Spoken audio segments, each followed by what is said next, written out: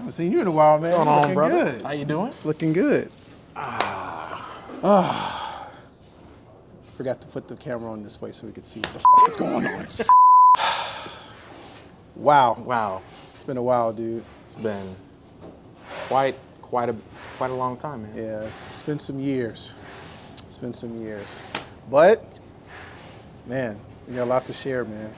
We got a lot to go over with you guys today. Yes, we do. Yes, we do. In fact, we're going to pour up a few starters before we go into the conversation. Old tradition. Let's pull up. Let's pull it up. If you're not new to the show, I'm your host, one of the hosts, half host, Will Smith. And I'm A-Light on the track. And we are doing Aaron and Will. This time, we're at a beautiful place that has great imagery. We'll roll a clip right here, hopefully. We'll see. If not, we'll just tell you about it. But, Yeah. man, Aaron, we got to tell a little bit about what we've been up to. Geez, it just feels like we just teleported Teleported. back to what we had to do. Man, it started out in your kitchen. Yeah. Doing liquor reviews. In the fucking kitchen. Roll footage. No. Right. Granny's drinks. To come through here, man, and it just started there. Started working on like getting sponsors, getting traction, Doing events. doing events. We had a real successful one earlier this past year in the summertime. We opened, we did a few. So the one he's referring to is Paraíso, which is Tech Week Chicago. We kind of wanted to do something at the end where it's more, intentional people, good atmosphere, awesome place. And we shut down a startup's kind of first floor and just threw a banger there while they had, what was it, an Olympic biking biking tournament thing. It was so weird, man. That day was pretty awesome though, but it was a lot of challenges, but it was a good turnout. And then fast forward to today, we have a bunch of other stuff that's been going on. Like we at this wonderful place called Carbon, which we'll talk about in a few. Loads of events. So we did one where we had the RR Dawn coming out the front, open up these beautiful barn doors and had the RR Dawn come out. Then we turned around and did another one with the McLaren for Halloween. But, it's just about making some awesome moments, man. I think we've been doing some great stuff Absolutely. these past few years. Yeah, but remember, just cheers it up Just cheers. to a good 2026 year. Yes, sir. Non-alcoholic. Now you can't blame me for getting you drunk. All right. Oh man, it's refreshing. Yeah, it is. I like seltzer water. So people that don't drink generally get seltzer water, but I like it because one, it's just refreshing. It tastes like you're drinking, but you're not drinking. It's totally legal And bubbly. and bubbly. Who doesn't like bubbles? But Aaron, so we usually just go straight into the liquor part. I think it's time we just like switch it up. We've been talking about doing like a podcast kind of style, and I hate using that word podcast because, if you look at Joe Rogan stuff, he has JRE, the experience. And it's not, of course, it's a podcast, but essentially it's just a way for us to kind of express our feelings, our talks with our community, and I think we need to start doing that. So, just for those who are back home, or you may not even be at home watching, you may be on a train watching this.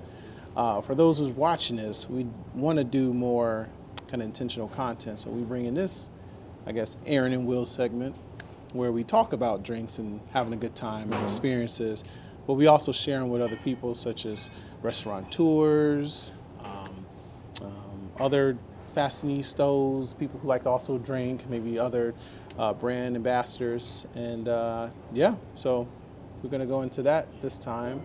And I don't know, where should we start with this conversation, man? Like, what do you think we should kind of go with things this time? Let's see, like maybe we should just kind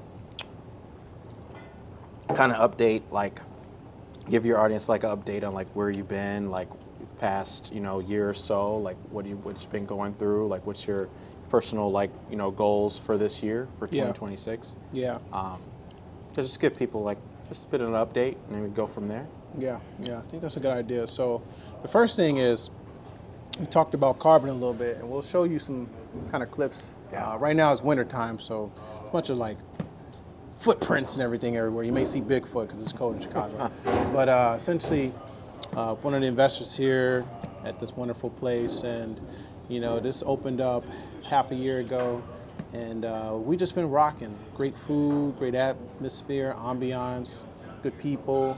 We've had a lot of celebrities here, had some few Bears players, some athletes, some Olympians, and some awesome events. So we're just trying to make this that next hub for business, tech, and innovation.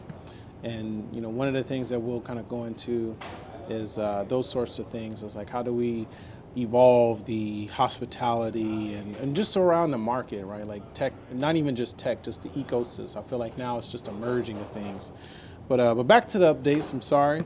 I've been working on carbon for a minute. I'm also working on Genesys, which is essentially an elite group of, I kind of associated with like the Navy SEALs. So it's like the Navy SEALs of people who are with AI. So just like folks who's like doing the best. So we want the best, the brightest people who are leading the charge, not just necessarily tinkering. There's everybody that's tinkering, but we want those that are building products and actually innovating and then executing them. My advisory framework generally is, get shit done and get shit done quick. We don't have much time. We got to get stuff done. We need to go to the promised land sooner and faster before anywhere else gets there. So, but yeah, that. Couple advisory projects. I've been working on events with you. We'll talk more about those. Yeah. Just been helping with that. Coming with the reviews, and just to piggyback off what you said earlier, and it kind of goes into like what I've been working on is, I kind of always, as a passion of mine, I wanted to be kind of like a connector or a collaborator, events for different tech people coming together. I always bring this up to people, anybody like I meet, new or whatnot.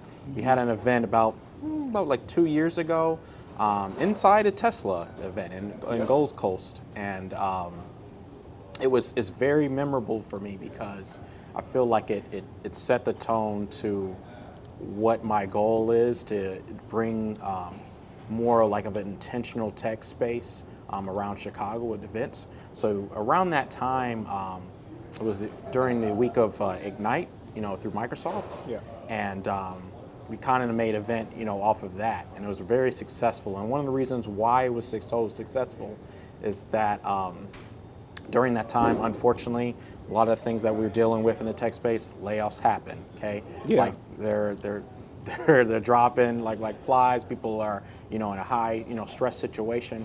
However, what I noticed was there was a lot of people that were there that they had the skills, they had the the pizzazz, they just needed an opportunity, basically. And I feel like we kind of created that opportunity firsthand in person by putting the people who have the skills with the people who need the people who have the skills. And they were able to like be in the same room together. And these were people who wouldn't normally be in the same room with each other. We put people who were web developers that were with CEOs, founders, high directors, network individuals. High network individuals. And there was like, man, well, like at least three people bought Teslas that day. Yep. So it worked out for Tesla. They were happy. And then some people got some jobs that day, that day, because I always use an analogy of like, hey, there's a VP of marketing strategy here. I know this VP John. Will needs a job. He knows Will, and he's comfortable with me. Hey, let's collab. They were more likely to, and I was seeing that a lot, is that they had that connection, so they were willing to work right then and there. And also there were people who were again, like real intentional, like real, like I'm that type of person. Like, hey, you need a web developer, you need like an advisor for your company or whatnot. Okay, what can I do to help? Yeah. And yeah, we'll set up a time like right now, or we could do this right now. I saw people that were like showing them on their website, like where they were going wrong on their website in real time. Yeah. And it was just beautiful to see, like just come to fruition like that. And we had a lot of good like vendors. We had a lot of good like people who had their own businesses that were also there. They got to showcase their products. But it was great, man. It was great. You remember that day? We had fun that day. I do, and then we did a lot of intuitive stuff. Like we went while we had the actual format of the Tesla event going on. We had the automotive, the spectrum, right? Like we had the tech part, then we also had the tinkering automotive, the AI part, where you talk about like, how can you get things like, like just tell me about the tech in here. Tell me about this. Tell me about what technologies you use. And then we had a whole the autopilot demo where you can go and ride around. And at the time they were trying to push the Cybertruck. One person bought a Cybertruck. Someone we were giving out free, test drives. Right. For a Cybertruck. It's like who was able to have that? Our event. Exactly. Yeah. So it was just cool to like blend a little bit of everything, and I really like that we had the opportunity to do stuff like that. It was a test pilot because it showcased it can happen. It showcased that we can do it. And people who are in these predominant areas, they're not influenced, they're not creating impact, not only to themselves, but just everyone around them. So I really think that one thing about us, we're the catalyst for change here. And then eventually we'll spread out and cause the catalyst change everywhere else. Yes. So sounds like we've been working on a lot. I mean, do you have anything else to update us on, or that's generally? That's about it for me. Just like being connector. Yeah. I want to do that like eventually, kind of like more so full time. I'm glad that we were finally able to. Like I keep telling her, we go on our little trips where we have these mind creations for new ideas that we have. Yeah. But I was like, man, like for years I was just like, man, all we need is a space. Yeah. And we can go from there. Sky's the limit there. Yeah. And it's like we finally have that. Yeah, and exactly. It's like, here we go, and we're here. Yes. Yeah. So now it's just about executing. Yeah. Doing absolutely innovative, forward-thinking things, and gathering the right people. This place in general have an investor list of some very predominant folks. A lot of them that most people know. Of course, I can't say, but essentially, some of the best in Chicago. We just want to keep expounding. We want to be that catalyst where, right now, the architectural design is different, it's unique, but it's also familiar. It smells good. It smells like food and really good cologne and perfume. I don't know. It's a weird mix, but it's fucking amazing.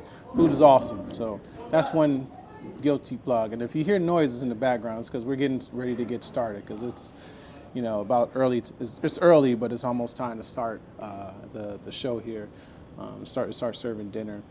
But man, Aaron, it's just good to do certain things like that. And I think 2026 we got a lot to talk about and a lot to get into. I know this format is mostly going to be more for like us kind of updating and maybe talking a little bit of controversy. But as far as like recent news, maybe that'd be a cool thing to kind of go into, like with how the world has been changing, both from a technology perspective. In a business perspective, like, tell me what you're thinking about. Just in Bloomberg, they say it's like your intro. What's your market insights? If you will, you got the floor and you can talk however you want to go. Like, tell us your insights of where you think things are going, where things have came, and your kind of like expert kind of take on things, both either in Chicago, U.S., the world. We can talk about jobs. I know we wanted to talk about that earlier. Which, by the way, we got a lot to talk about that. So Yeah, I'll tell you right now, I would say that final quarter of last year is where I really saw a an AI push for things. And we're all, we're both in the tech space, and a lot of our friends where I've seen like a big increase in terms of like how AI is utilized in the workspace now.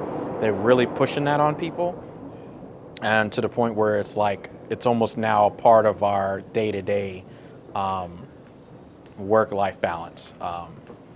Where I'm at now, like we use AI like half of the time, when we're on a day-to-day basis, and some companies are going the route of, and this is a little bit scary too, but also like promising, where it's like some companies are feeling that they want to use AI wholeheartedly. So they're like, okay, we don't need a certain level of people, so we'll offload those people, and they'll gung ho go full AI strategy mode, and it either does work really well, or it doesn't work, depending on what they want to do. Keep going.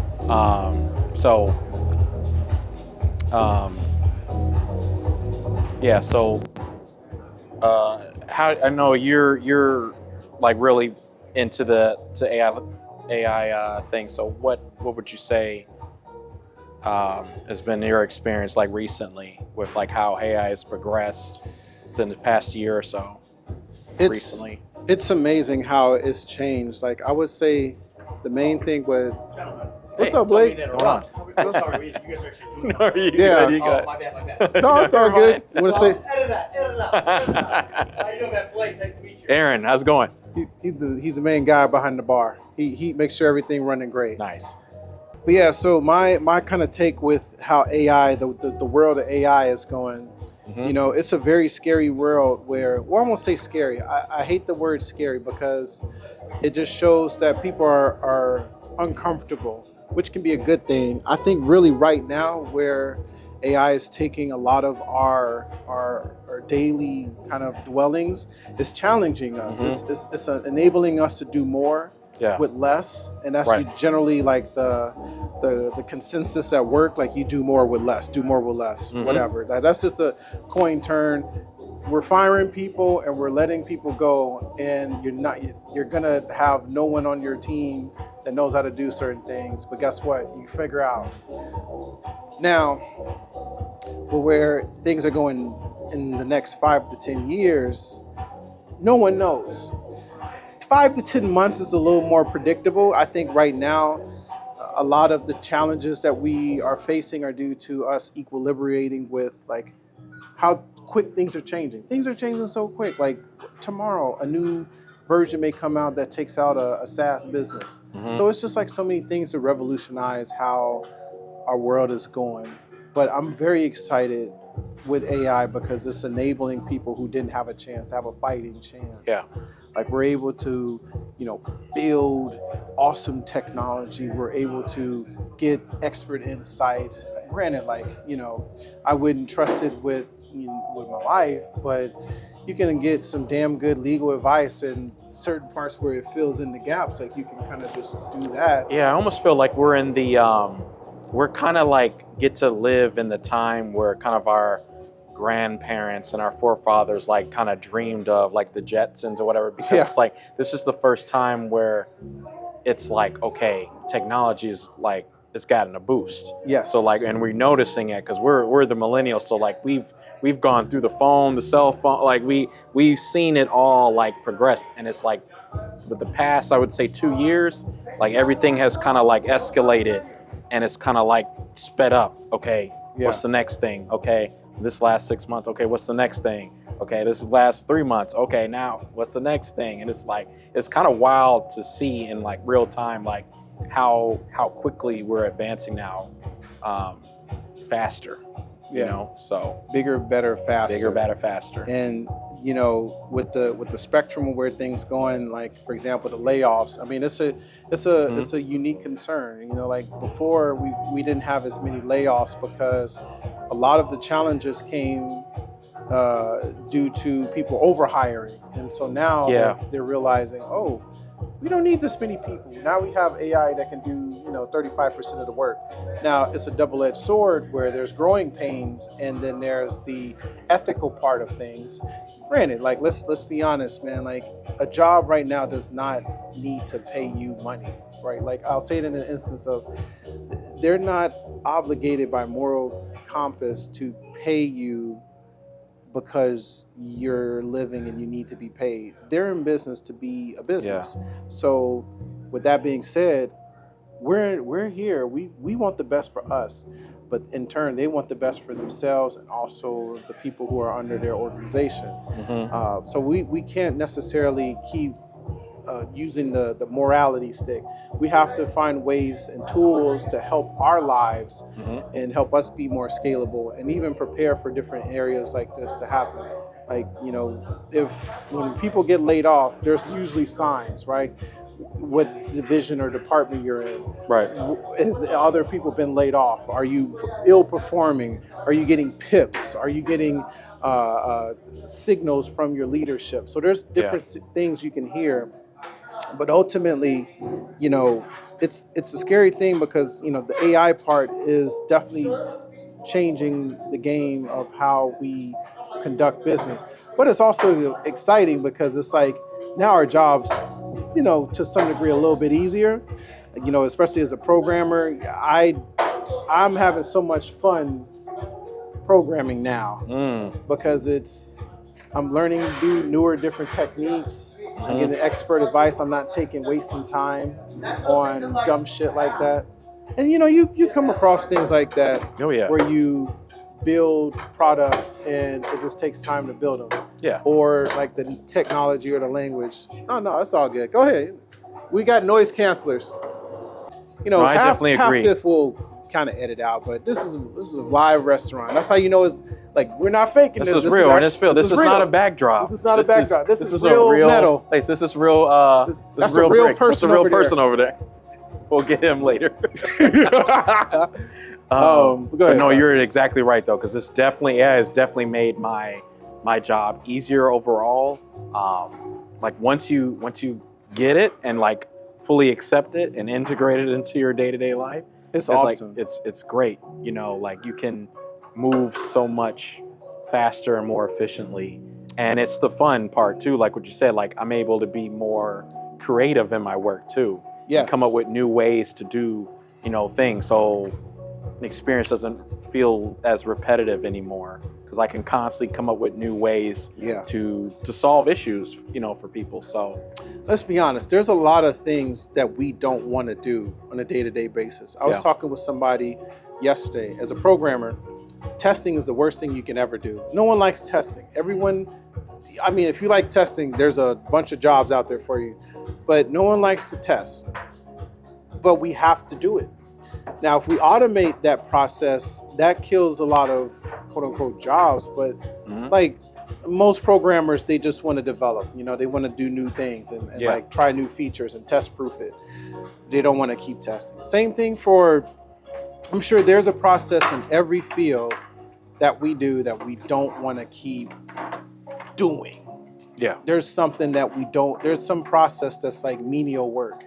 And, cleaning up, like even in restaurants, cleaning up the bathroom, cleaning up the bar. Like these are stuff that we have to do. But no one wants to do it. Now, if we find a way to automate those things, hell the fuck yes. That's great for business. Probably practically, you taking someone's job as a cleaning person. But, honestly, who the fuck cares? Shit's going to be difficult. Get over it, pivot, do whatever you need to do.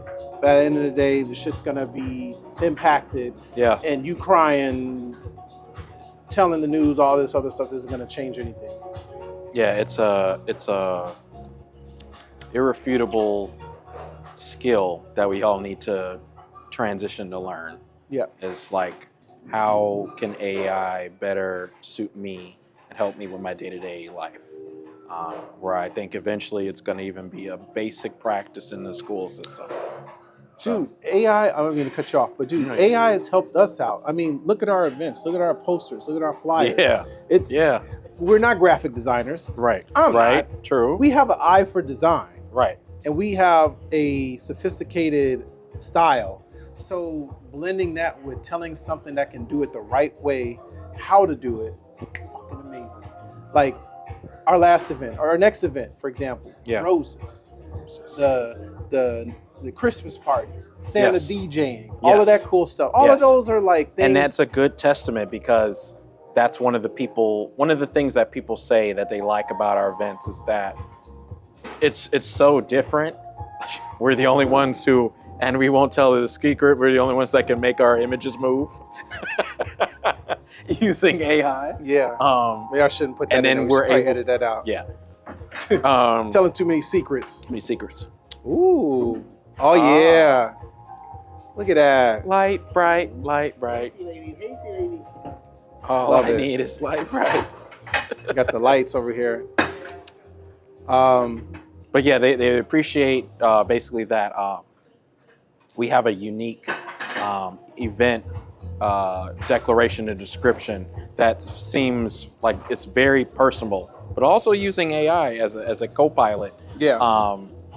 But we made it where it's like it's very exclusive for people, and we gotten feedback where they're like, oh, they love it. Like they actually are looking forward to the next like event and description and the theme and just everything all together. And so that's a good feeling, you know, to get that type of feedback. I just love just being able to just record something or have an idea, write something down. There's so many ways to be good at AI. Like honestly, you could tell AI to teach you how to be good. But just like in our practice, our business, we're able to, I mean, heck, we can be architectural designers and build this beautiful thing behind us by just like aesthetically, like what interests us.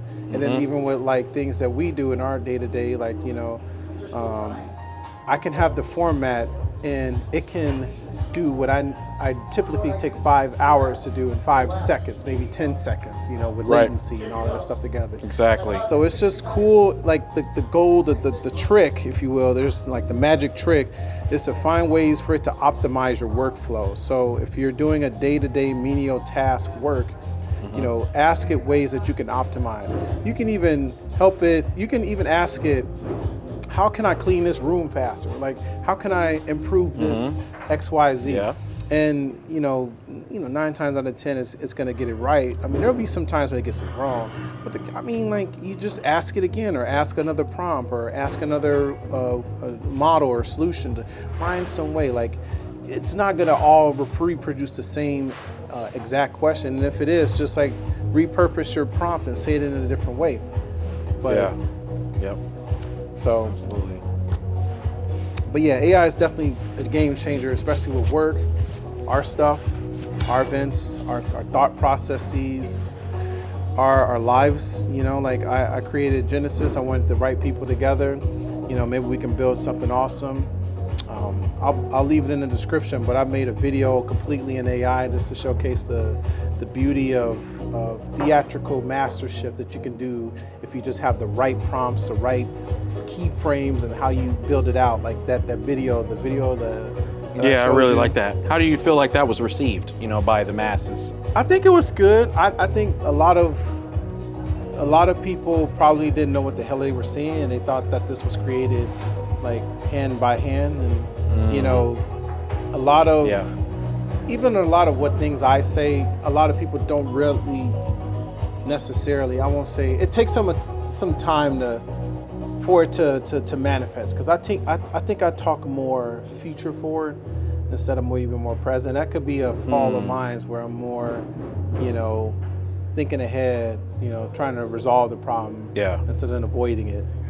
And so with that video in particular, you know, a lot of the imagery was very future forward. It was sci-fi. So if you're not a Dune or you know, Halo or Love, Death and Robots, cyberpunk person, sci-fi, you know, you probably won't receive it well. But if you are, you'll love it. You'll think it's like the best thing ever. But I want to do more things like that. I grew up, you know, wanting to be in some impactful role where we're creating some super science age stuff, you know, like I can't see myself being a coder librarian, you know, it's just not necessarily knocking it, but I want to be a platform and enabler for people, because now we got to think more impactful, you know, we're kind of getting that age where we kind of have to pave it forward, have mentees that we kind of help and coach. An advisory thing, we got a bunch of people, but like it's just about how do we manifest more for others.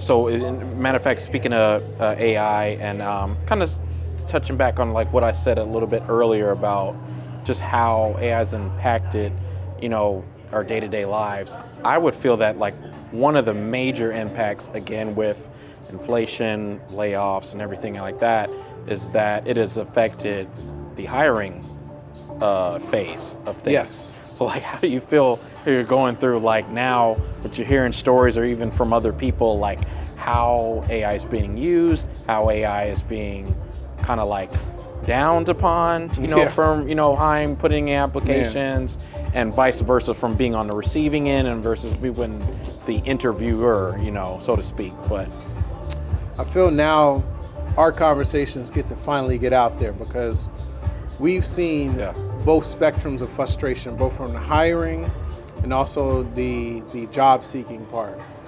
I'll say this is the worst job market I've ever been in. And that's us going through 27, 28, 29, you know, that whole age where it was just a down tour of like roles and stuff. And then we were earlier in our career going through college. The worst. I'll say this right now, the main driver I think for it is definitely AI. There's multiple reasons why that the market kind of covers up and stuff. Poor performing companies, too quick to fire people and hire other folks, and issues from COVID and all this other stuff. Like there's so many like things that go into it. But with this, like in the last 2 years of this new agentic, this new AI kind of world, it's really made things challenging. So, for example, if you're looking for a role right now, you're faced with fake jobs, fake postings. Fake jobs. You're faced with harsh candidacy, like people who are either overqualified, underqualified, but they're still a number. So, you know, every major Fortune 500 company probably has about 4,000 roles at least per rec. So if you're looking for, let's say, even just a software engineer or basic, you know, customer success manager or something like that, 4,000 people you gotta sift through. And then brings to another thing, AI's predominantly controlling that. This guy that in Smart Team, or is it Smart Teams? I think it's the ATS, where they're just siphoning through people. You'll never get Salesforce. So weak. I hate Salesforce's horrific, janky ass, stupid job tool. They suck. I think it's the worst. It's hard, even if you have an automated way to populate these tools. This is the worst fucking thing I've ever dealt with. Yes, I said fuck. Oh, we're getting greedy now. All right. But with that being said, he said, take a sip, man. Take another sip. Shit. With that being said, I am hopeful, but we're just faced with a lot of calamity. So, you know, the fake job, and that in itself, the fake job, the scam job. You think you're going for a bigger firm, or you think you're going for a reputable firm. Dice and Career Builder, Monster, they're notorious for that bullshit. ZipRecruiter, because you get jobs on there, and those are either people that don't even live in this country, just scammers, Nigerian ass scammers. So frustrating. Yeah, it's so frustrating. And you get text messages from people, or they'll try to reach out to you. It could be a group. It'll be like, hey, we have this temporary job. I'm like, I didn't even, what? Yes.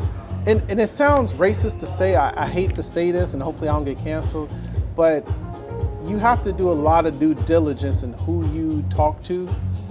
You know, generally foreign names gets flagged not only as a job seeker, but also as a employer. Like, on different sides. So not to go the route of saying, you gotta, if an Indian name comes in, you just ignore it. But you definitely got to do the due diligence. And if someone's not cyber security fluent, they're not going to know to not do certain things like click a button or try to see the metadata before you open a link or do certain things. But just try your best to be safe and try use AI to help you kind of navigate those things. I think is a good kind of measure to go off of, because they expect 99.9% of people to just have an elite, cyber mindset cyber defense mindset to just look at these jobs and say, oh no, this is fake. That's why they in business, because they know they can still scam people. And there's 4,000 people reaching out to them that they're collecting their data, they're taking your information, and if you're putting in information like your driver's license, which you got to, because it's a little asterisk, it says required, you got to put it in there before you submit. Yeah. So you're putting that in there, you're putting your address, your name, possibly a password that you used before in the past for another role. It's just, man, it's the Wild Wild West again, with Silk Road almost, because how bad it is. But How do you feel like the communication has changed though, like in the interviewing space now? Like, because I always say, like, it's an inside joke, but I feel like there's a lot of analytical bobs out there where there's people who think that they know what they're talking about and they don't know what they're talking about, and they're the ones who are gonna say yay or nay for you to get this job and whatnot. And that I feel like has increased over the past couple of years. There's a lot of people are lying. Everyone's lying. Liar. Are you lying? You're lying. He's lying. You're lying. Everyone's lying, dude. Like, especially with AI. Everybody's saying they know how to do this because they probably need the money. To be honest with you, the reason why you do want to get a job because you want to work. But people are lying both in the employee and the employer side. The liars on the employee side they're lying about their job and how much they can do. AI's built their whole fucking resume. They built my resume to some degree. But they built the resume, they built their cover letter. It probably created the forms to put the information in, the mechanisms to put the autocomplete the information. Absolutely. At a point you just blindly apply them, but so you just do little automated things, like you use JobScan. We'll talk about like tips and stuff. But overall, on both sides, people are lying. They're using AI to help them with the significant things. There are some people who are actually legitimately working to, for example, prepare for their next jobs, right? Like they're using AI to fix their resume up and help alleviate gaps. And then others are using it, and I've seen this on the employer side, where they're using it as an excuse to not go with a candidate because they don't have this. Now, AI, it's very subjective, right? It's like in your eyes, in its eyes, you're the best, quote unquote. So it'll try to subjectively be either politically correct or on your side, if you will. So when you're looking for a candidate and you're looking for somebody who's trying, like the different signs, and let's say, for example, you transcribe the call and they say they aren't good at certain things, they'll use that as a measure against you. Versus somebody who's a good interviewer, lies their ass off, and then in the transcripts it gets dummied down. It's seen as a good, although they could be just good liars. So there's different measures that I don't think either people are using the AIs to do well to sift people out, or AIs weren't equipped correctly to funnel certain use case scenarios that are now popping up. But the process sucks. You do interviews, you talk to people, you take 10 days to talk to someone. You may get 6 rounds of interviews. And you're told no. To be told no. And on average, it takes about, 90 days for them to make a decision for a non-director plus role, and then a director executive plus role can take up to 180 days. So that's like, I had to count. That's like 6 months of just like you waiting around, just going through the process. And then if you're in a pretty needy standpoint, you can't hold out that long. So you're probably gonna have to do some side work, some side quests. Side quests. So the market sucks because I get it, right? I get it from the employer side. 4,000 people to sift through. There's no way to do that. So you got to use some sort of process solution to like sift through it and try to find at least the best people. But at the same time, they don't prioritize the people that they need. They go off of feelings, maybe even referrals, in internal referrals. Right. And that's what's killing us too. Like they want to go with what's safe for them. Like, oh, it's safe.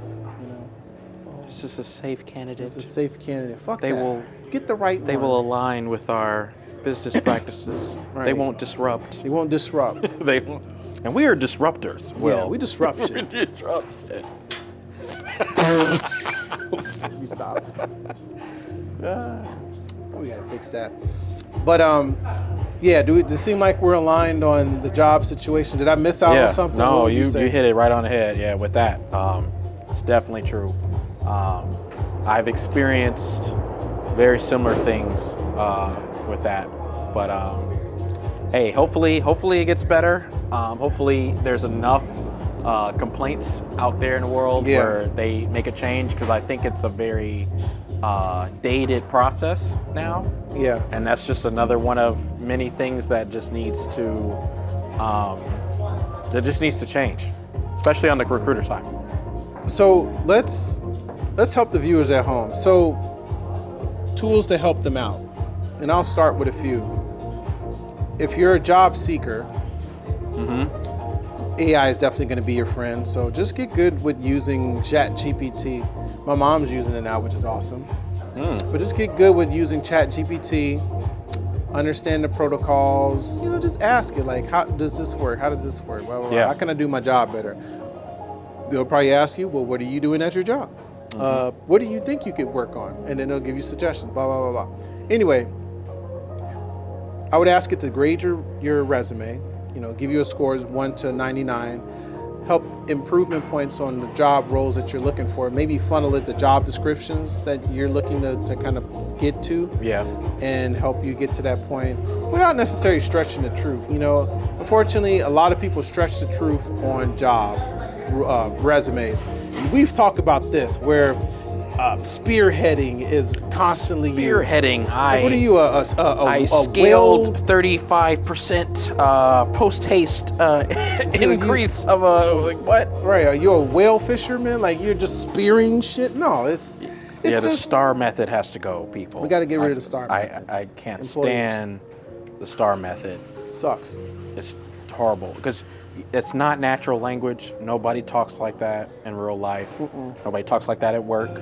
So why are we using it? I feel like it's just a way for the interviewer to make it easier on them. It's trying to make their job easier because they don't have the right amount of communication skills to be able to decipher and to be able to defend, ask other questions, like a real conversation, basically how that is. So they want A, B, C, so it's just easier, okay, beginning, end, middle. That's literally what it is. It's like, what is the problem? What did you, how what can we task solve did you do? it? How can we solve it? What was the end result?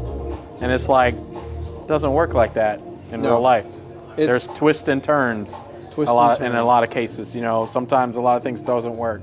No one person fixes everything. No one person gets the credit in real life. It's a collective effort, from a lot of people. And I agree. I agree. No one person. And I always have the better experiences with the ones where just let me talk. Just let me talk about myself. I'll get it done. Like, you will be wowed. You will be impressed. And just have a conversation. And I think we'll have a better understanding of that. But again, that goes to a point of like what you said earlier. I think the priorities over time has changed, whereas they're not looking at, okay, what kind of person this is. Is this do they speak well? Are they able to explain their thoughts? Are they personable? And they're looking more. Everything has become more analytical than it is personable. So, yeah, I feel like we need to get back to the getting real people. They be hating on us, man. Like the prestigious men like ourselves. Yeah. We start talking and they're like, yeah. Get out! I'm lame. Geeks, lames. Yeah. Dude, like I agree. Like sometimes you take these interviews, you talking with some beta male that you probably would never talk to outside of work, and then like, first of all, I'd never mention any of this. If I were to even mention something like that, eyeballs would roll. Like I'm a player, do this, blah, blah, blah. Man, listen, you gotta fucking do other things than just your work. Like granted, I still got time for all the advisory stuff. I'm still doing things at 1871 and M-Hub. But you just can't live a boring life. Just like I want to be exciting. I want my kids one day to be proud. That's exactly what happened to me. I had an interview, and they literally asked me, like, provide, background of yourself. Like, what do you do? Like, what do you do here? What do you do outside of work? Blah, blah, blah. So it was make a PowerPoint, right? So like I made a PowerPoint. In the PowerPoint, I showed me having an interview with a high level, like Kia director of marketing and strategy or whatever. And it was like, to normal people, you would think from a company that they'd be like, hey, this is an actual guy that actually is doing what he's talking about and not just doing some star method bullshit. Like, he actually proved right here that's not AI, this is a real recording, of me talking to someone at a high level, which is the type of role that I was doing, of like you being able to talk to like VPs and directors and regional people. And like, here I am, boom, right there. What was their response? Get out! No, like, no smiles, no nothing. Like, it was just like nothing, to them. Jealous, dude. But it's like, yeah, it'd be that, or like, I'm talking to somebody who can't do that, and they're judging me about, having those skills. Yeah. But it's a shame. They be jealous, man. Yeah, that's some jealousy shit. And man, you mentioned something I wanted to bring up too. It's just like, some of the accolades that we have for a normal person, they see it as us gloating, of course the events, right? Of course the the interviews that we've done, some of the places that we've been, like all of those like cars that we like, and the elaborate stuff that we kind of organize, like all of that stuff seems like us gloating of other people, and we just want to do dope shit, sip and do dope shit. And then, the job market even sucks more because it's like, at a corporate level, they see it as like outside activities. But the higher you go up, even politicians, everyone's doing outside activities. Like even like, activities.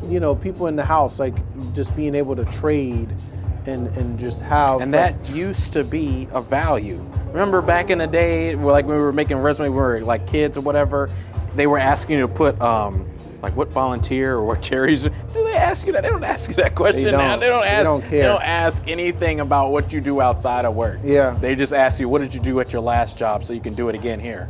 Exactly. It's very like. It's like, what kind of person is that? They're like, oh, I want to come here. They honestly want robots now. I think jobs want robots. They don't want humans. They want us to just be programmed. Yeah. But back to, I'm so sorry, everyone. We kind of went on a fun ramble. Just helping people at home for tangible goods. So the first one is using AI for your resume, your job description if you're an employer or a founder that's trying to like figure it out. Everybody knows about that. Just using AI to kind of plug in.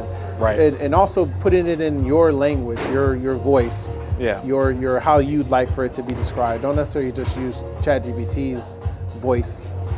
The next thing I would say for a job seeker is use tools like JobScan, because those work. I use JobScan not only to like weed out different jobs, but see if I'm compatible with certain things. And then there's another one, I think it's called, is it Simplify, I believe? It's autocomplete for jobs, and those are good for You know, if you go on a page, especially like the Salesforce platform is so notorious for this. Like, it's asks you the same shit over and over and over. Yeah. 9 times out of 10, you can go through that with that same tool. That and greenhouse, one of Greenhouse, the yeah. things. But it's really good with just plugging in all that information, even your resume, browsing, sending it in, and you're gonna go from there. From a job perspective, and then also exploring other job boards. So we use Built-in, and it's been pretty good. We've also used other ones. What's it? The AI Jobs Chicago. I don't know. There's one. I'll try to remember and put them there. But we also use. I mean, Indeed. Everyone knows. Freaking hate it. But Simply Jobs was another one I think that came up, and there's a couple other ones that's good. Yeah. But and then sometimes I would say too is like it's coming to a point where Google like you Jobs. gotta go directly to the people. So like use that LinkedIn, find the recruiter, talk to them directly. I just did it where I was like, hey, I just applied here. This is who I am. This is me. I applied for this job. Hey, how you doing? Whatever. Build that rapport. Yes. Chances are it's gonna work. They're gonna pull. They'll pull you. You know. And they even say themselves like they reach out. They reach out to for stuff like that. So, and sometimes it's like it just takes like you gotta go directly to the source now. Yeah. So. And then also you want to build up your social skills, because if you go to somebody, hey, I want this job, can you help me with it? They're gonna reject the hell out of you. So you just honestly, just be a good human being. You know, you don't have to be conniving. You'll find something. Just be a good human being. Be at the right place at the right time. Be personable.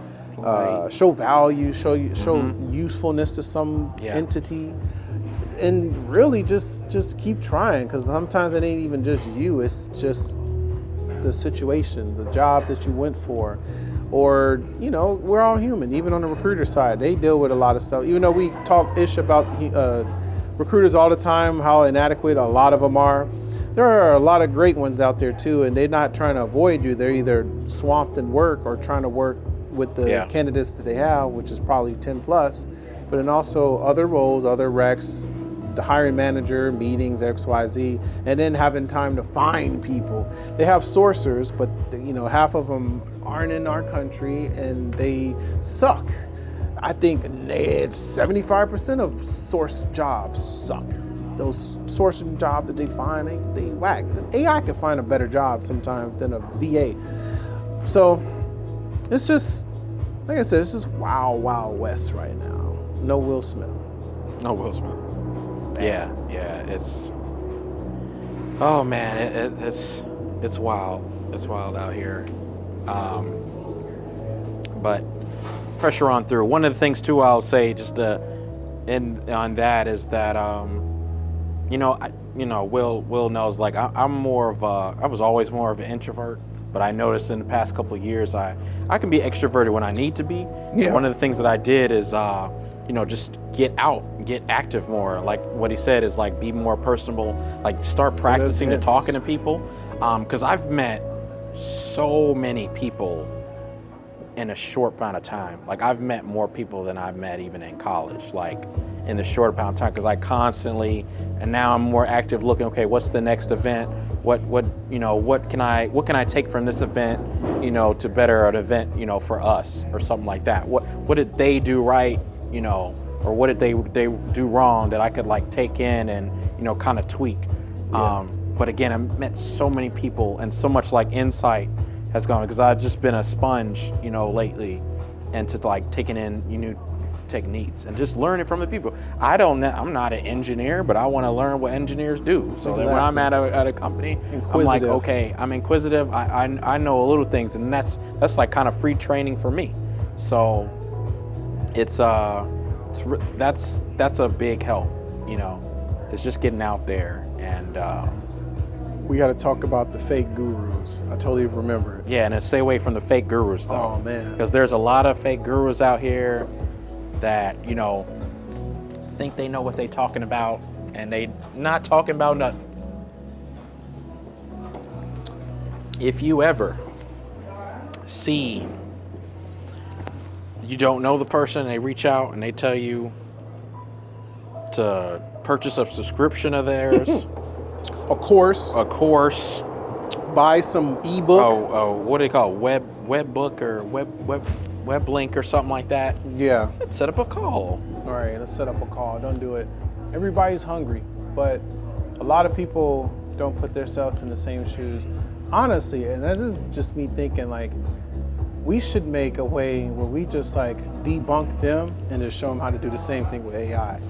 Because, point example, I think we were talking about this one guy we saw where what he's telling people to do is complete and utter crap.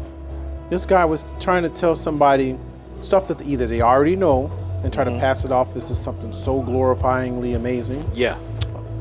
And then others that try to push like a course to sell their recruiting business, both on the employee and employer side.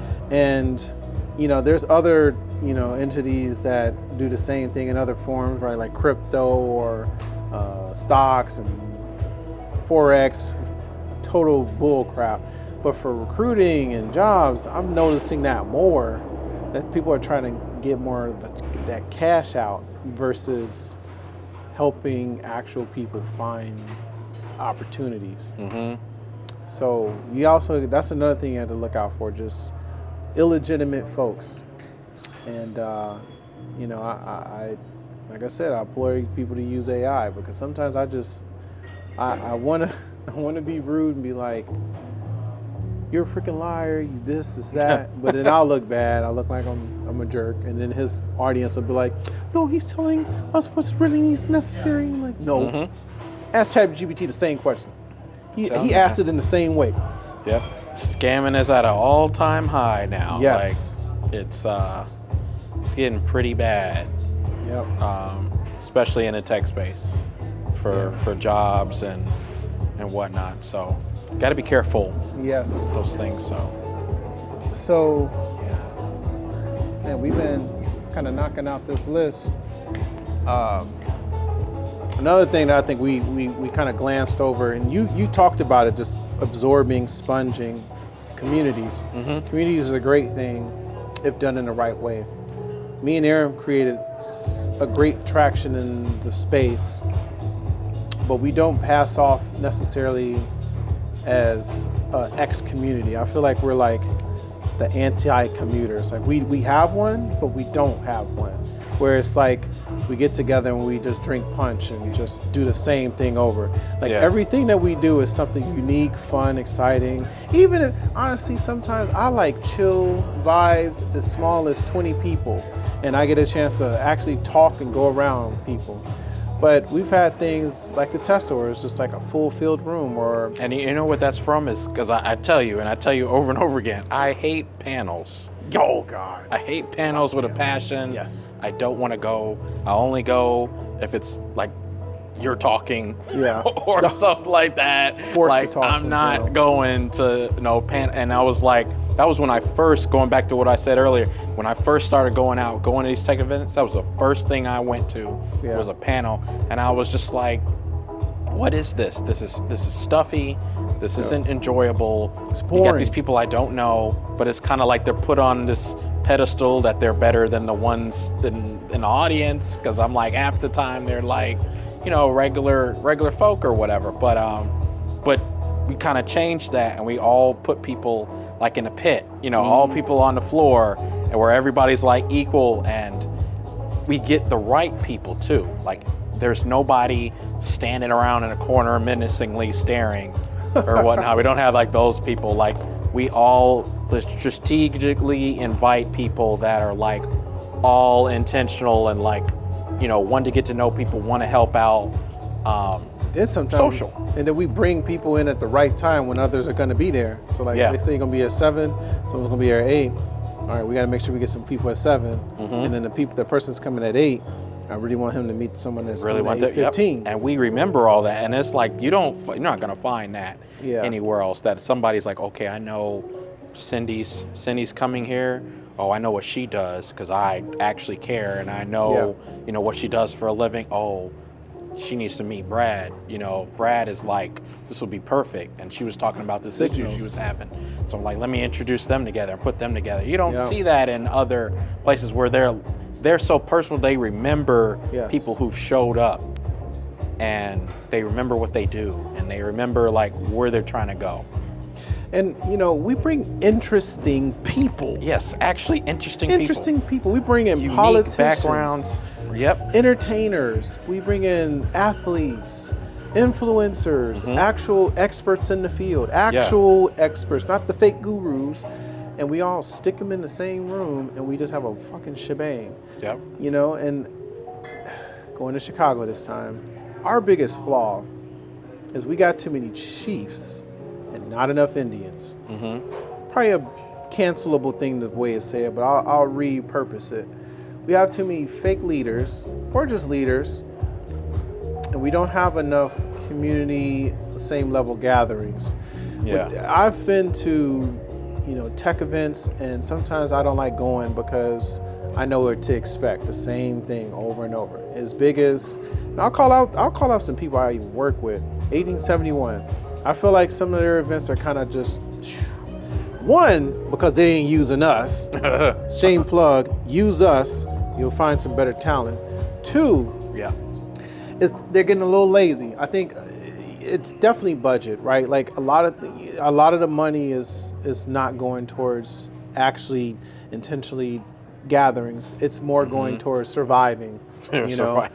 And that's irrefutably fine, but you have to be creative and you have to challenge yourself to find one, sponsorship dollars, or smarter ways to in-kind do events. We've done things before where it was a no budget. You know, we didn't have a budget.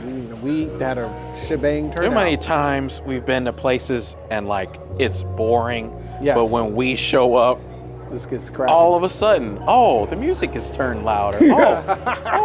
People are socializing now. They're not just standing in the corners with little plates, eating hors d'oeuvres. Like, you know, they're like, because there's usually it's like, who are those guys? Like, who are they? You know, they're interesting.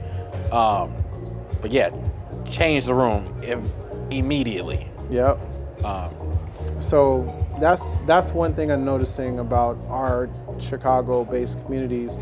A lot of us don't really focus on, you know, what's important. The community, the fun, the aspect.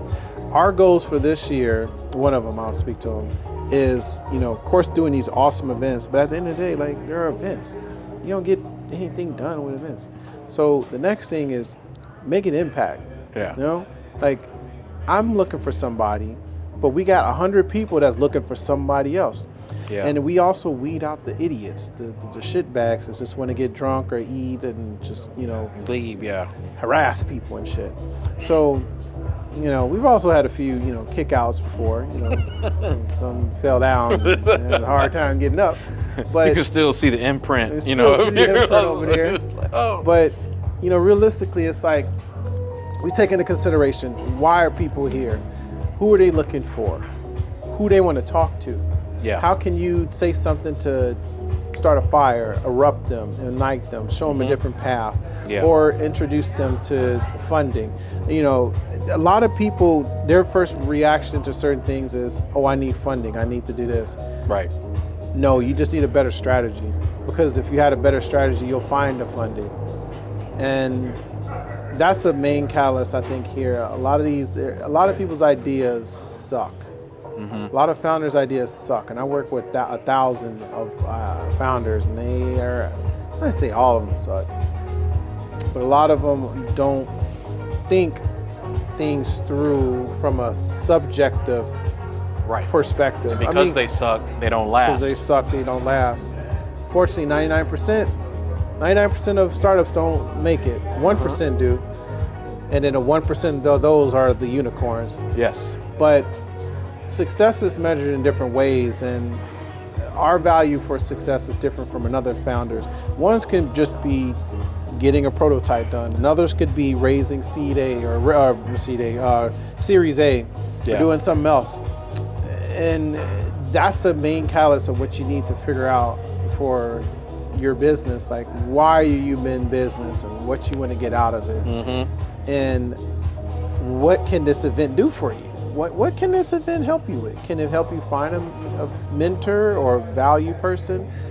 You know, one reason why people should go with me as a board member or advisor or whatever, I'm an accountability holder. I'll make sure you say you're gonna do something, but at this time, okay, I'll be your accountability coach.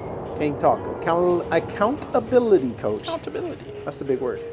I'll make sure you get shit done, and I'll make sure you use technology to just fast lane, like a speeding, monorail bullet. Bam! Get to that thing. And we're here. Now we're good. So that's one thing for communities here in Chicago. Another thing, why the hell are Chicago companies leaving? Yeah. Low key, a lot of companies are leaving. Boeing left. It's getting too high out here. The Walgreens is stuck in Deerfield. taxes are getting too high. Motorola's on the cusp of leaving. It's not enough. It's not enough collaboration going on. Government here. Stupidity. Government spending. You know, I don't want to get too political, but we got a dumbass mayor. Ooh, did I say that out loud? Damn. Oh, cancel. No, we just got a very challenging mayor. That's how I'll say that. But yeah. But it's not just him. It's his team. No, his team. No, it's more to it. It's more people involved that's not doing a good job. I mean, when it goes higher up, you can, blah blah blah. But it's just we lack the necessity of good business practices that don't screw out the people that's going to fund the middleman. Mm-hmm. There's no incentives for bigger companies to be here. The worst thing, the scariest thing a rich person can hear is called tax. They'll move to Montana to avoid tax. They'll move to Austin to avoid tax. You know, Nevada, these places, Delaware. So it's just like, for them to be incentivized to move to Chicago, there isn't any. There's space. You can build data centers. You can build a lot of like natural resource land. You can do a lot here. But the incentive from their business is very low because there's no reason to be. Nope. Why would they go over here? I mean, it's cold. It's you got to deal with crime. There's crime. There's cold. Right. It's cold when there's crime. Right. Citadel left, went to Miami where it's warm. It's still crime, but it's not as much as Chicago. But, right. Yeah, it's just a new world, man. It's crazy to see how things are changing. But I will say one thing that we got on everything else. I hate to say it like this. If conflict ever ruptures, their first places they're going is east and west. They ain't coming to Chicago. Secondly, we're very loyal. We have a lot of loyal fans from a spectrum of, that's a double-edged sword, I will say the loyal. So we have loyalty in like the brandings of certain things. So for example, our hot dogs, our Italian cuisine, pizza, Italian beef, all that things. And the restaurant groups, we prioritize restaurant groups that are from Chicago or the Chicagoland area versus other words. Right. With that being said, there are still crabs in the bucket that don't want you to succeed. So that's the double-edged sword, where you're literally hand-picking the best from each community and hopefully finding those right people. Yeah, we got some of the best restaurants in the world, I feel like. Yes. Just tapped in. And one of them is right here. At Carbon. Right. Yeah. Good food, good drinks, good The burger, ambiance. people. The burger. Oh yeah, that burger. Low key. Low key. Top tier. May have to order a burger for you. But yeah, that burger, and they call it the Happy Meal. Get the burger and the fries. Oh yeah. Oh, it's so good, man. And then we got a new steak menu. We got we have a tomahawk steak. I think I showed you a photo of me biting from it. But we got a tomahawk steak. We got a ribeye. Yeah. And we have tuna tartare, steak fritters. We got caviar now. We got caviar. You do a little caviar bump. We got new drink menu items. We're gonna have something for February. Yeah. But we're innovating from that space, and we'll have Vincent come on, who's the owner, talk more about like the menu and kind of the vision and everything. But the goal is to kind of like set it aside apart from other restaurants. I mean, Yeah. you probably find the best steak in the world somewhere else. You probably find the best tuna this in the world somewhere else. But it's like, okay, you know, that's fine. But here, it's pretty damn exquisite, dope vibes. You can get it very late. And then the people make it fantastic. We have great people. It's filling up down there. Thank God it's not too loud. Yeah. The music is pretty chill. We got different types of music. Like right now it's the dinner. I like this type of vibe. I don't like too It's much. big and chill. Like, Yeah, it's just lounge. you're just like, man, you don't see this anywhere else. It's Yeah. like, this is beautiful in here. It's so relaxing. Yeah, The music's always great. yeah. So I'm just excited where where things are going, and we can definitely talk about our plans for the year. Yeah. Yeah, so like I know one of them is like want to take advantage of Valentine's, Yes. day for the ladies. For the ladies. I always wanted to do an evening of roses type of night. It's going to be very, very unique, very customizable. You can bring your lady friends. You can be for couples, you can be singles, whomever. But it's gonna be something special for y'all that like to attend. Next month, it's a month away. We're Yep. almost in February, so it's gonna come up pretty soon. Yep. Roses, beautiful roses. Have it all decked out, red, nice and like sensual, Yeah. calm. We'll have different menu items, and ultimately just a different experience than you would going to TGI Fridays. So hopefully someone will finally love me. Right. The figurines will be red. You know. Red. Let's see if we can get a car. Remember the? We're gonna see if your car. Let's see if we can red. get one. Yeah. Red or yeah, black car, yeah. Yeah. So I'm like, who else got a car Ferrari. in their venue? Kyle got one. Nobody. Forgot we used Kyle's car. Kyle. No, I was just saying venue-wise. It's never been seen before. Oh yeah, that's true. Who else has a place to do that, and not in Vegas? So We got Wizard of Oz doors. Big Wizard of Oz doors, I call them. we got Bring Narnia anything. windows and shit, like the Narnia mirrors and shit. You got to go to the other realm, and it's a beautiful place though. Decked out, 18th century kind of vibe, exposed brick, figurines that are sexy, beautiful. 3 gorgeous mirrors that are giant. I think it's 3. I can't remember, 3 or 4. Lights that goes and flickers with the night. The lights. Sometimes we have special events here, like we showed the Bears playing. Which, by the way, if anybody watching from the Bears, hit me up. But we had the Bears showing here. We're gonna show the Super Bowl next. It's just amazing stuff. And we're just rocking. It's up from here. Yeah, we're gonna really push. Like, we're gonna have a bunch of events collaborating with other companies and other partnerships that we're gonna have this year. A lot of companies that wouldn't talk to us then, but they're gonna talk to us now. Right. You know, it's that. So they see that email pull up in their inbox. But want to do an 80s party. Yes, that one's gonna be fun. That's gonna be different. Well, Get your 80s. denim and your leather jackets And your ready. mullet, And a mullet. Your bomber mullets. jacket. That's gonna be fun.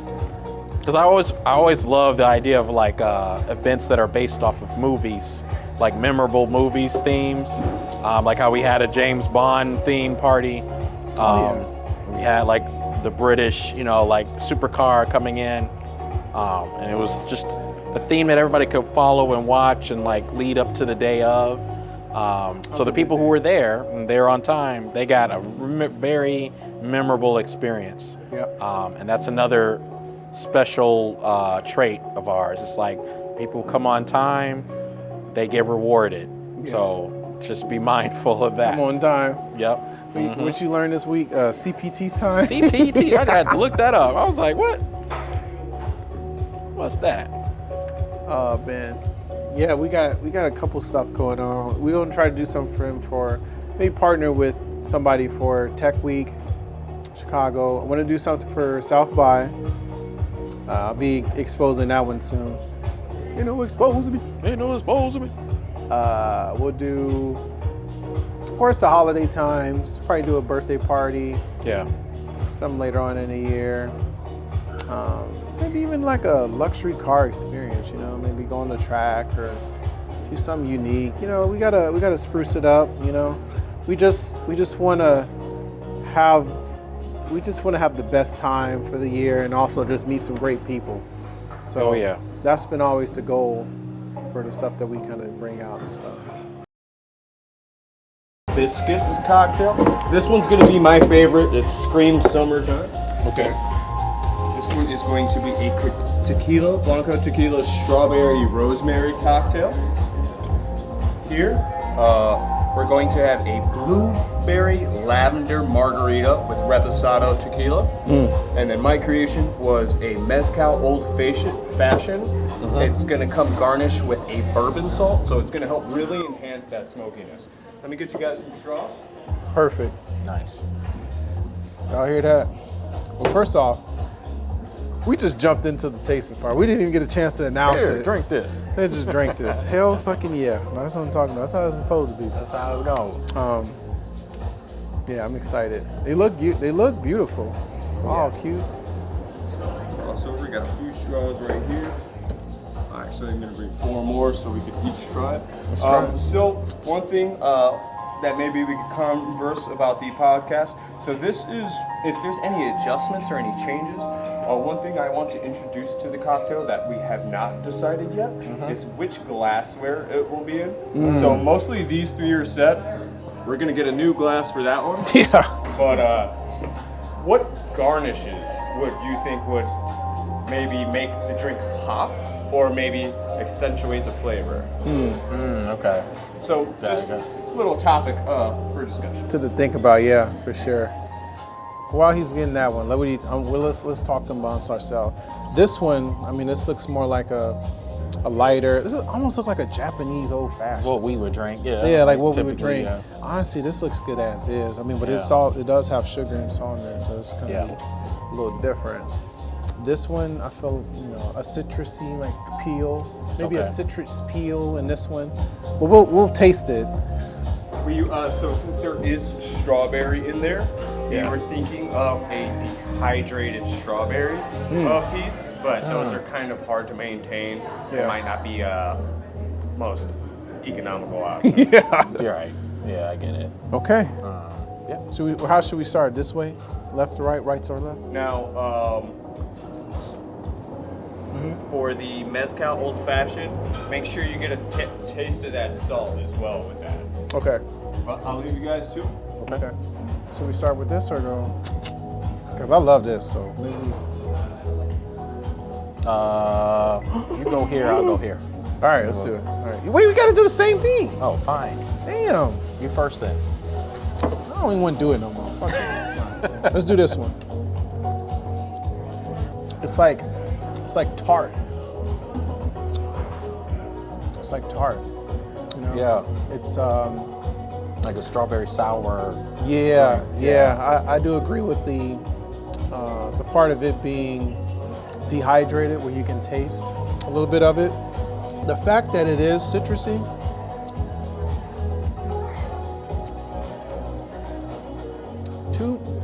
You couldn't go wrong with too much alcohol. With a little more alcohol. But I like how balanced it is. Like it's not too much, you know, like you probably get 3 or 4 of those easily because it tastes good. Yeah. You may ask for more spice to it, but it tastes great. Now, what do you agree like with the garnish part? Do you think like a little, maybe a Yeah, it needs a little something like like we were saying earlier, dried strawberry or like something that would complement either the aesthetic sweetness appeal. or the saltiness. So either like some lemon in there. Yeah. I don't know the name of this yet. I'm like, maybe that would help too, what they're ever gonna call this. But yeah, lemony, like something. But I like it.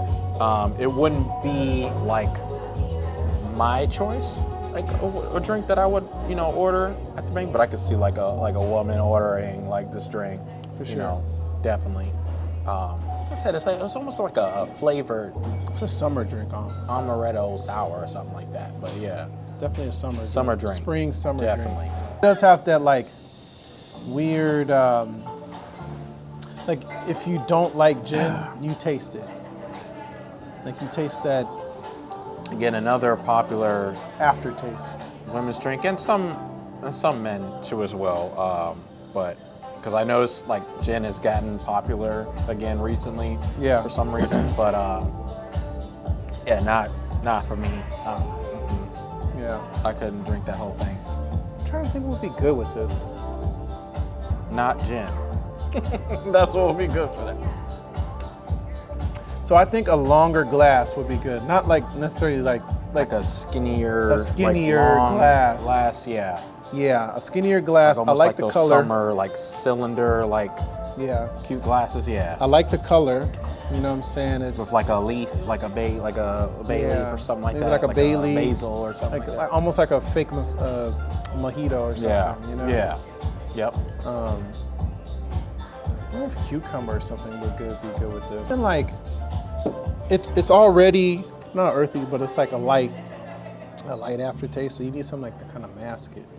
But we don't like gin, so that's probably why we're like, ooh. Okay, so this one, he said that they have already made up with the look and design of it. I like this cup, by the way, because it's Yeah, I like that. That's the type of glass. Yeah. Yeah, this shit looks cool. I need that glass for at home. Yeah. Did you get a?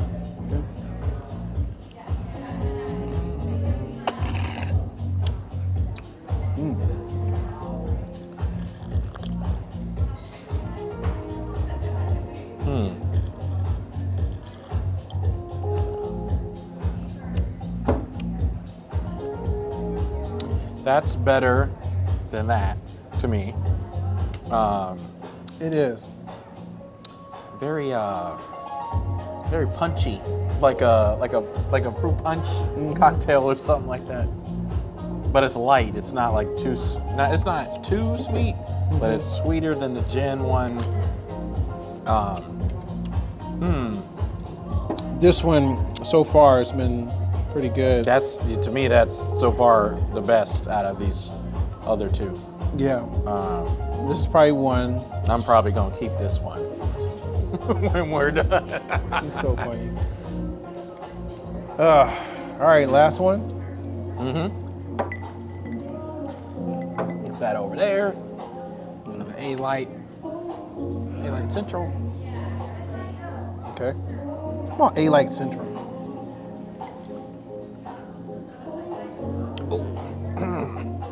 You don't like That's it. hey, you like it. I know you like like it. it. I like it. Damn.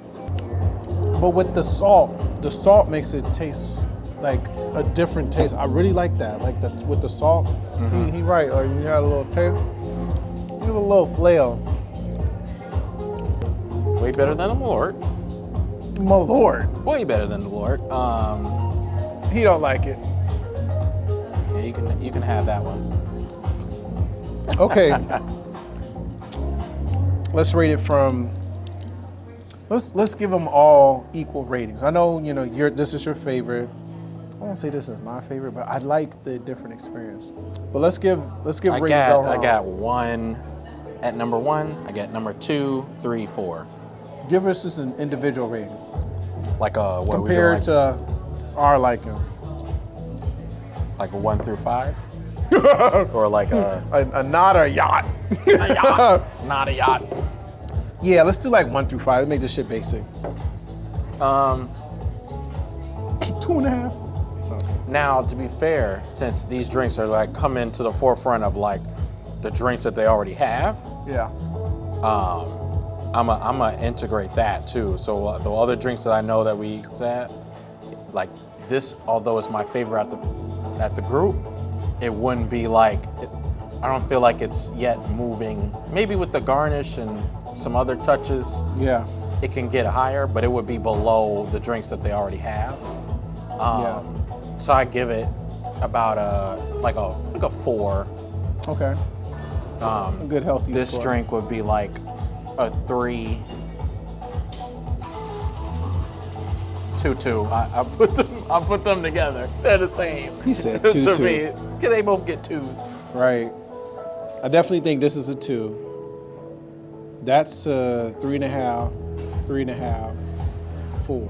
But to be fair, just because I'm a little different, I feel like, piggyback what I'm saying is, I think these 2 are going to be the most popular out of the 4. I think Even so. though I don't like them, but like I feel like the mass of people will gravitate to the gin drink. I don't know And then about I don't this think one. I'm not sure, did they have a whiskey drink? They do. That's like, They used to have a monkey business. I We know were they just got talking about old it. fashioned and stuff, but like, That reminds me of the Il Paraiso because it's like built in the same, or the Kiss My Ass. So, but this one, I think, yeah, definitely a longer cup. One of those Yeah. like yeah. gin used to be one of style those cups. I wonder how does it taste with like cucumber or mint or something like that. Because Peppermint, cucumber, yeah, something like maybe that. not peppermint. Ugh. Minty fresh. Yeah, because it's like, Basil. I feel like with that profile, you got to be refreshing, you know? Refreshing. It still feels a little aftertasty, so you want to feel that refreshing part. And then with this one, I liked it because it was citrusy, but they say we're going to change it because they wanted a garnish with it. I like this too. All right, I'm changing my score. 3.75. 3.75. And I may Almost a change. 4. I may change this one too because this one, you don't like it because it's too dull. It's like, It's dull, yes, dull. like it. All body. It takes away. Like for example, if you were eating food and you wanted to complement your food, Yeah. you would not have this because it feel like it's like almost a palate cleanser. It's like, oh. Yeah. This is the only thing you'll probably fucking taste during the menu. Sanitizing my mouth before I take another Listerine mouth. and shit. Right, yeah. Yeah. So, all right. So I think we all know you like that one. Yeah. I kind of like these two, but these are my favorite. Damn, man.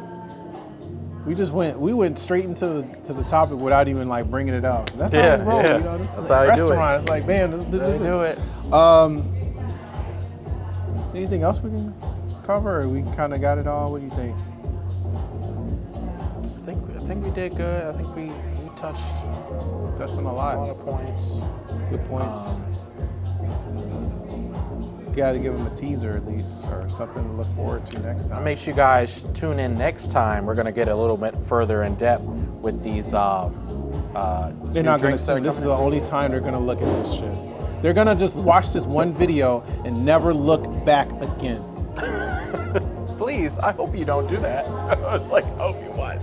Well, we're gonna have more drinks, and we're gonna have our friend, good pal Esteban. Yes. Yes. We'll Maybe. be preparing. We'll have to smoke them. Yes. Get over here. So you mentioned the events. A little teaser. If you're in the Chicago area, feel free to come out to our Nights of Roses. An evening of roses. Evening. You know, night sounds like, we at night, we're at the club. Evening. Evening. It sounds more sophisticated. Elegant. Evening. Elegance. Guten Morgen. Guten Nacht. Guten Tagen. Guten Tagen. Yeah, hopefully this was definitely a change. I think this time 3 something years ago, we'd probably be doing like our our funny little skits and throwing shit in the damn kitchen, the well sink, and Yep. you know, I think this is definitely an elegant touch to it. That we kind of talked about some fun things that I feel like most business folk our age would kind of really understand, but also some hopeful things. You know, like some things that kind of resonate with folks. You know, like, hey, I've been in those predicaments. Yeah. I like that.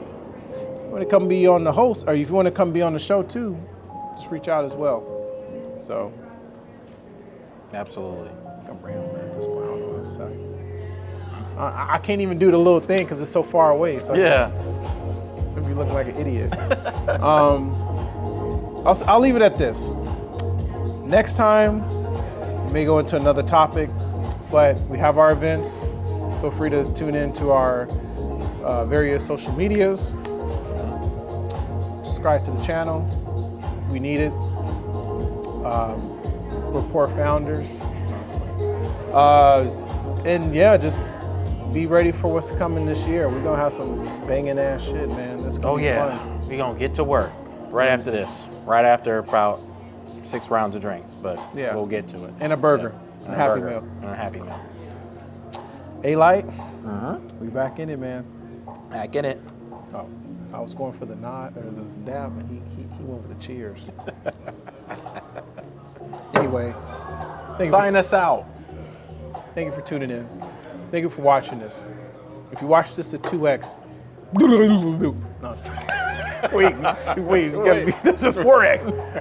Thank you for watching. There we go. So There for you 2x, for 2x. But no, thank you for tuning in.